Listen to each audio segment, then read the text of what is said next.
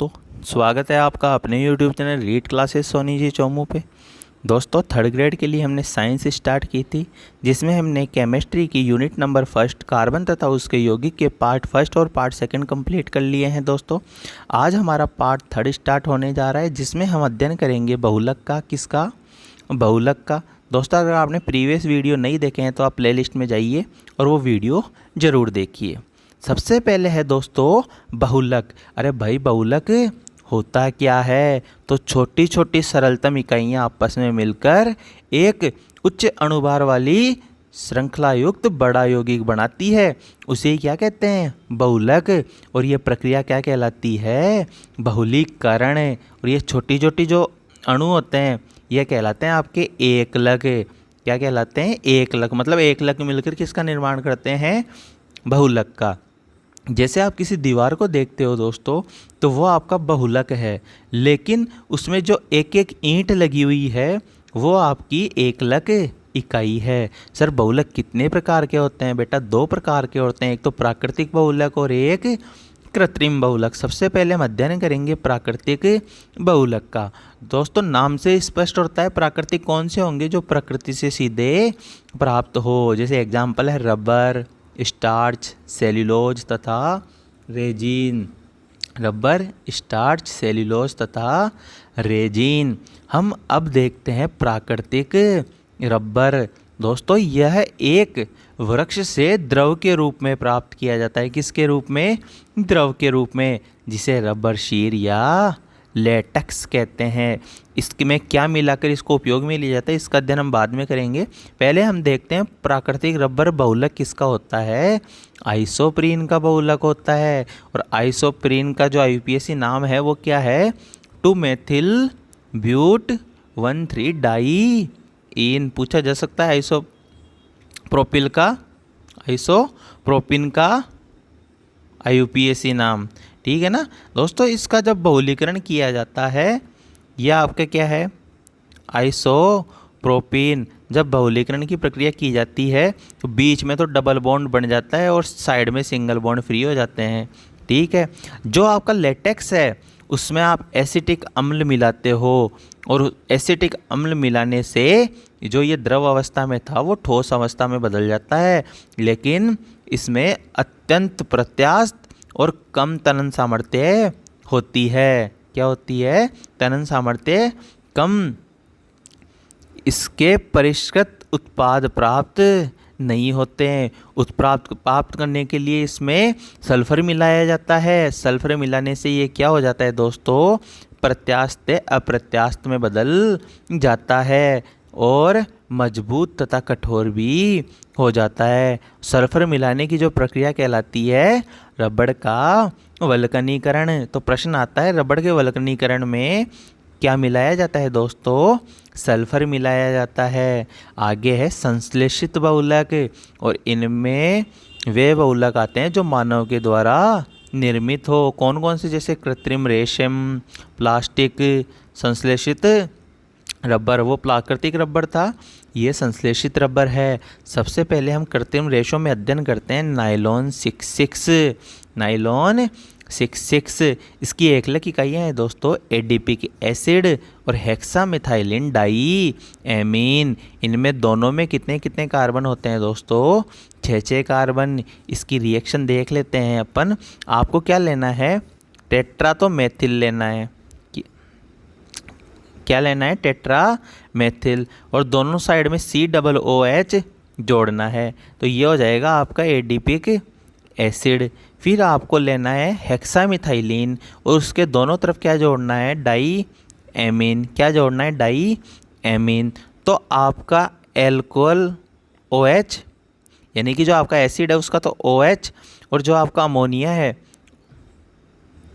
क्या है? अमोनिया यानी एमाइड है, सॉरी एमाइड है, तो उसका H मिलकर H2O के रूप में बाहर निकल जाते हैं और बंध बन जाता है एमाइड बंध।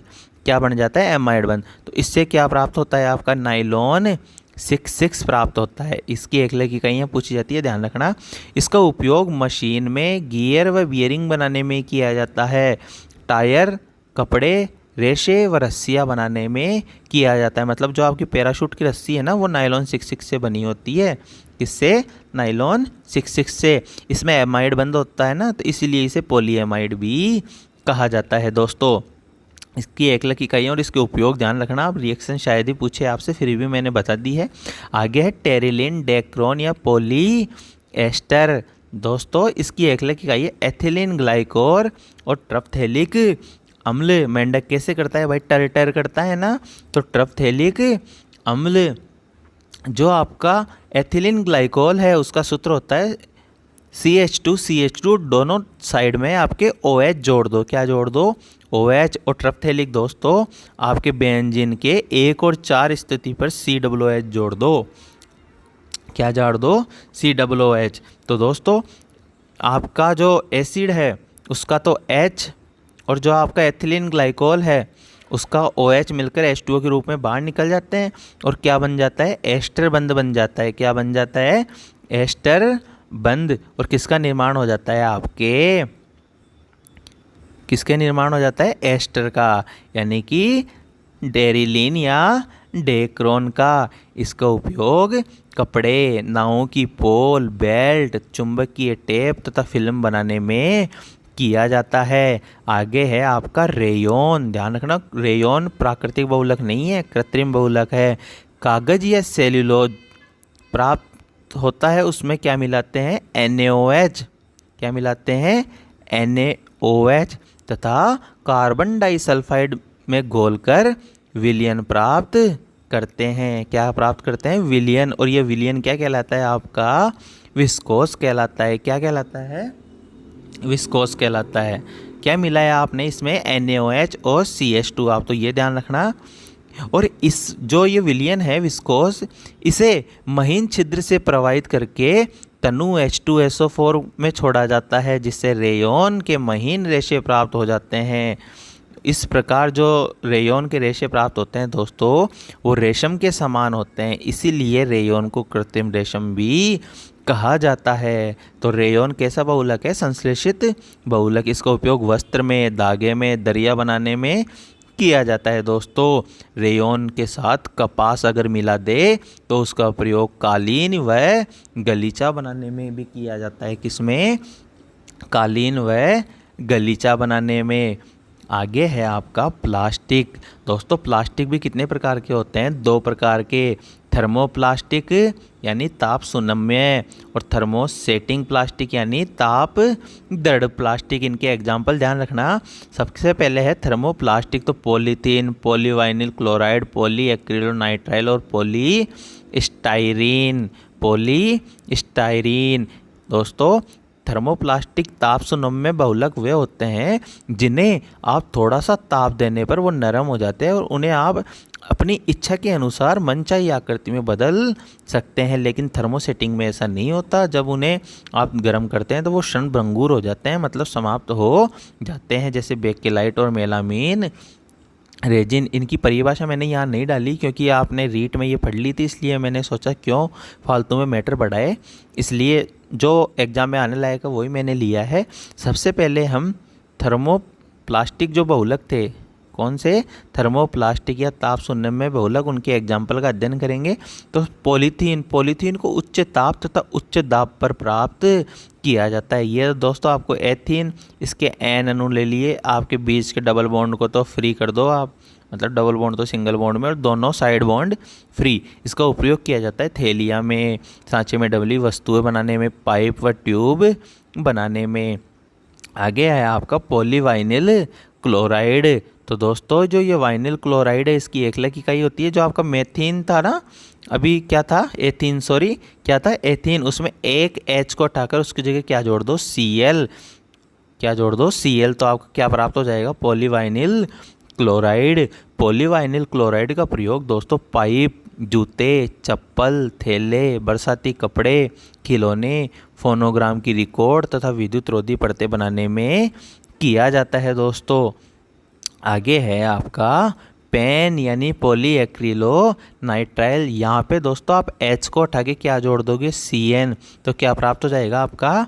पेन पॉलीएक्रिलोनाइट्राइल, इसका उपयोग स्वेटर, ऊन जैसे तंतु बनाने में, तकिया बनाने में तथा गद्दे बनाने में किया जाता है। आगे है पॉलीस्टायरीन, इसमें आप H हटा के फेनिल समूह जोड़ दोगे यानी 6,6H5 जोड़ दोगे। किसकी उपस्थिति में? परऑक्साइड की उपस्थिति में क्या प्राप्त हो जाएगी? पॉलीस्टायरीन। इसका प्रयोग चाय के कप, बोतलों के ढक्कन, रेफ्रिजरेटर के भाग, दीवारों की टाइल्स तथा पैकिंग सामग्री में किया जाता है दोस्तों। किसका?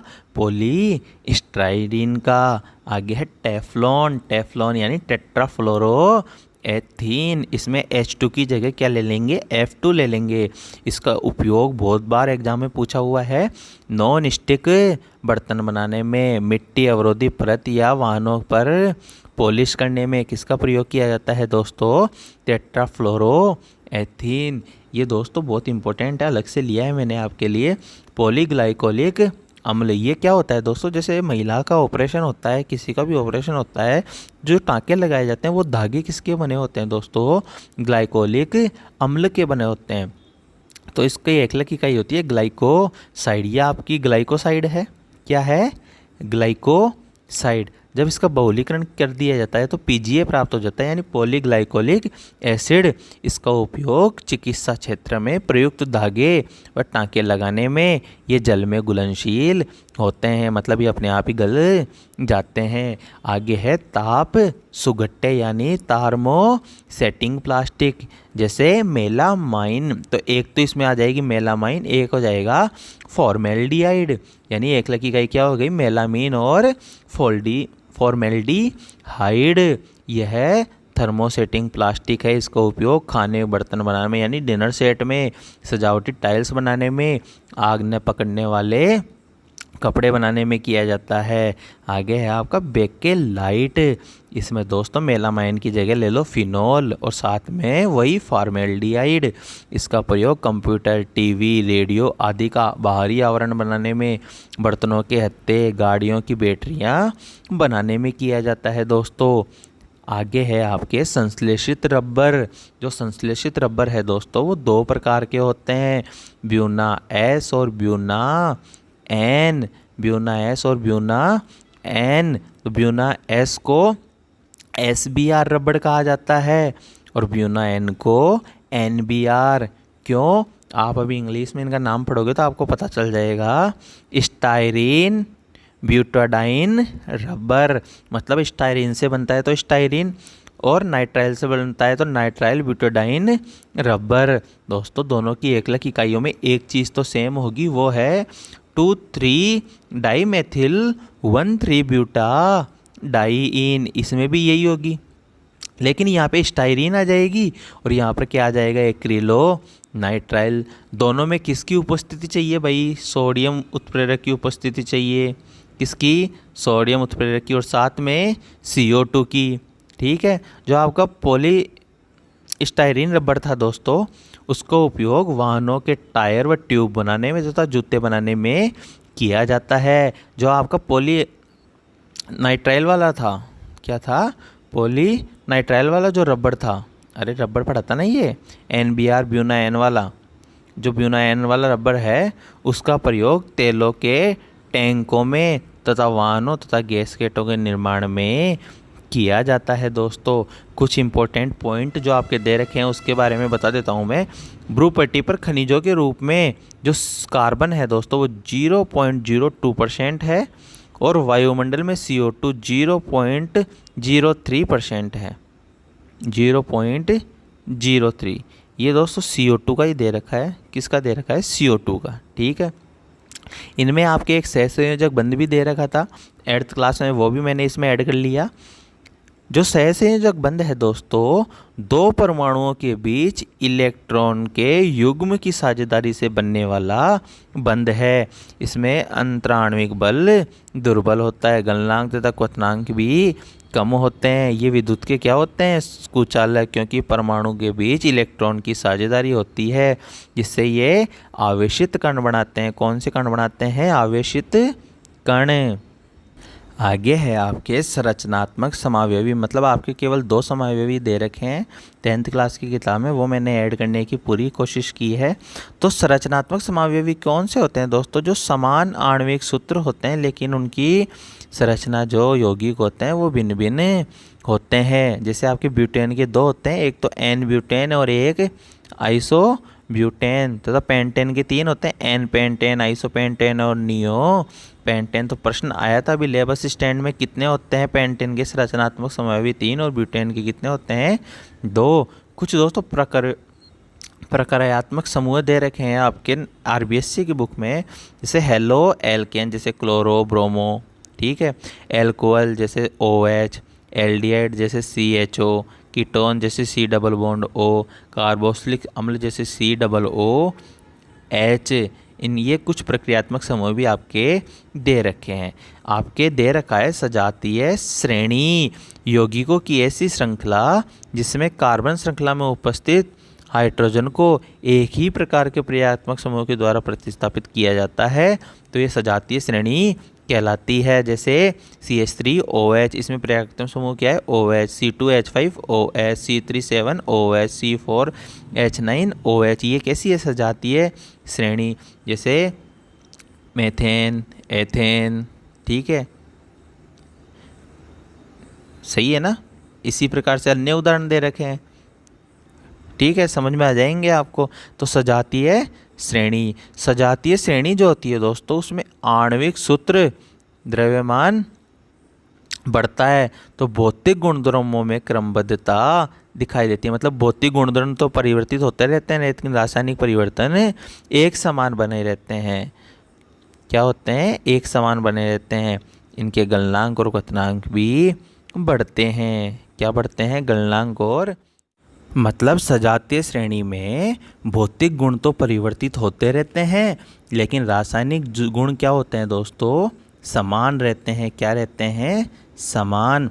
दोस्तों जो प्रक्रियात्मक समूह है उनका नामकरण करने के लिए जो ABCD के अक्षर हैं, स्वर A, E, I, O, U, इनके अंतिम अक्षर को हटाकर अनुलग्न लगाया जाता है। जैसे आपका कीटोन है, प्रोपेन में लास्ट में क्या आ गया? E, तो E को हटा दो, ओन का क्या होता है? ओन, तो प्रोपेनॉन, प्रोपेनॉन। इसी प्रकार जैसे आपके N में इन जोड़ोगे और आइन जोड़ोगे, ठीक है। कुछ एग्जाम्पल दे रखे हैं, halo, alkane, alcohol, aldehyde, ketone, carboxylic अम्ल तथा एल्किन। जैसे ये आपका 1 chloropropane, 1 propanol, propanal, propanone, propanoic acid, और ये आपका है प्रोपीन। लास्ट में दे रखा है आपका प्रोपाइन। तो ये कुछ प्रक्रियात्मक समूह हैं दोस्तों, इन्हें आप कर सकते हो। कार्बनिक यौगिकों को कुछ रासायनिक गुणधर्म भी दे रखे हैं। जैसे कार्बनिक यौगिकों के दहन से ऊष्मा, प्रकाश व CO2 प्राप्त होती है। जैसे C+O2 CO2 ऊष्मा प्राप्त होगी। मेथेन का आप करोगे तो भी क्या प्राप्त होगी दोस्तों? ऊष्मा प्राप्त होगी। आपका जो एथेनॉल है उसका भी आप दहन करोगे तो कार्बन डाइऑक्साइड प्लस H2O प्राप्त होगा। साथ में क्या प्राप्त होगी? ऊष्मा प्राप्त होगी। ये सारी की सारी कैसी अभिक्रिया है? ऑक्सीकरण। मतलब जो आपका दहन है वो कैसी अभिक्रिया होती है दोस्तों? ऑक्सीकरण अभिक्रिया होती है। संतृप्त हाइड्रोकार्बन के दहन से स्वच्छ ज्वाला वाली नीली गैस उत्पन्न होती है। लेकिन अगर आपको पता चले कि भाई पीली ज्वाला आ रही है तो ऐसे मान लेना कि आपका ईंधन सही प्रकार से नहीं जल रहा है। दोस्तों सीमित वायु की उपस्थिति में संतृप्त हाइड्रोकार्बन भी अपूर्ण दहन हो जाए तो कजली ज्वाला के साथ जलता है। घरों में उपयोग में लिए जाने वाले गैस या केरोसिन स्टोव में वायु के लिए छिद्र होते हैं जिनमें पर्याप्त मात्रा में O2 मिलती है तो स्वच्छ नीली ज्वाला के साथ जलते हैं। लेकिन अगर आप खाना बना रहे हो, आपका बर्तन आपको काला दिखाई दे रहा है तो आप ध्यान रख लेना कि आपका ईंधन जो है उसका पूर्ण दोहन नहीं हो रहा है। मतलब क्या हो रहा है? अपूर्ण दोहन। इसलिए बर्तन की तली कैसी हो गई आपकी? काली। कोयले तथा पेट्रोल जैसे ईंधनों में कुछ नाइट्रोजन तथा सल्फर होती है। इनके दहन से सल्फर ऑक्साइड और नाइट्रोजन ऑक्साइड बनते हैं जो पर्यावरण के क्या होते हैं? प्रदूषक। आपको पता है ये दोनों किसके कारक होते हैं? अम्लीय वर्षा के कारक होते हैं। मोमबत्ती, गैस स्टोव की LPG जलाते समय क्या करती है, गैस उत्पन्न या लौ उत्पन्न करती है, क्योंकि गैसीय पदार्थों के जलने पर ही ज्वाला उत्पन्न होती है। मतलब गैसीय पदार्थ जलेंगे तो ज्वाला उत्पन्न होगी, लेकिन जैसे कोयला वोयला जलेंगे ना, तो जब तक उसमें ऑक्सीजन रहेगी तब तक वो थोड़े से आपको हवा जैसी दिखाई देगी, लेकिन फिर बाद में केवल वो अंगारे की तरह से लगते रहेंगे। कोयला तथा चारकोल बिना ज्वाला के साथ ऊष्मा देते हैं, आपको पता है ना, ये तो समझ गए होंगे आप। लकड़ी तथा चारकोल जलाने पर उपस्थित वाष्पशील पदार्थ वाष्पीकृत हो जाता है तथा आरंभ में ज्वाला के साथ जलते हैं। मतलब जैसे आप किसी कोयले को जलाते हो तो स्वारंभ में आपको लगता है कि वो आग के साथ जल रहा है, लेकिन बाद में क्या होता है दोस्तों, वो सिलकता रहता है, जैसे कोयला सिलकता है ना, वैसे ही दोस्तों तांबे के तार को जलाने पर रंग काला हो जाता है। क्यों? अपूर्ण दहन के कारण। मोमबत्ती पीली ज्वाला के साथ जलती है, क्यों? कार्बन के अपूर्ण दहन के कारण। कोयले तथा कुछ पेट्रोलियम पदार्थ होते हैं दोस्तों जो जीवाश्म ईंधन होते हैं। इनका निर्माण जैव मात्रा में हुआ है, अर्थात पुराने वृक्ष, फर्ण तथा अन्य जीव जंतु के अपघटन से इनका क्या हुआ है, निर्माण। कुछ आपके ऑक्सीकरण दे रखा है, जैसे एल्कोहल का ऑक्सीकरण करते हैं तो क्या प्राप्त होता है, कार्बोक्सिलिक अम्ल प्राप्त होता है। किसकी उपस्थिति में, KMnO4, K2Cr2O7 की उपस्थिति में। एक आपकी संकलन अभिक्रिया भी दे रखी है, जिसमें असंतृप्त हाइड्रोकार्बन को संतृप्त हाइड्रोकार्बन में बदला जाता है, जिसमें पैलेडियम और निकल उत्प्रेरक का प्रयोग किया जाता है। यह आपका असंतृप्त हाइड्रोकार्बन है और यह आपका संतृप्त हाइड्रोकार्बन है। यानी वनस्पति से वनस्पति तेल में बदलने के लिए संकलन अभिक्रिया का प्रयोग किया जाता है। वनस्पति तेल वनस्पति घी की तुलना में स्वास्थ्यवर्धक है, क्योंकि वनस्पति घी संतृप्त होता है जो स्वास्थ्य के लिए हानिकारक है। भोजन पकाने के लिए असंतृप्त वसा अम्लों का ही प्रयोग किया जाना चाहिए। दोस्तों एक आपकी प्रतिस्थापन अभिक्रिया भी दे रखी है। प्रतिस्थापन अभिक्रिया में दोस्तों जो ये H है, इसका एक परमाणु Cl के द्वारा प्रतिस्थापित कर दिया जाता है और CH3Cl प्राप्त होता है। आपके फर्स्ट ग्रेड में क्वेश्चन आया हुआ था कि वेल्डिंग में किसका प्रयोग किया जाता है, तो एथाइन प्लस ऑक्सीजन का प्रयोग किया जाता है। एक ऑप्शन एथाइन प्लस वायु भी था जो गलत है। वायु में भी किसका प्रयोग किया जाता है, ऑक्सीजन का प्रयोग किया जाता है। दोस्तों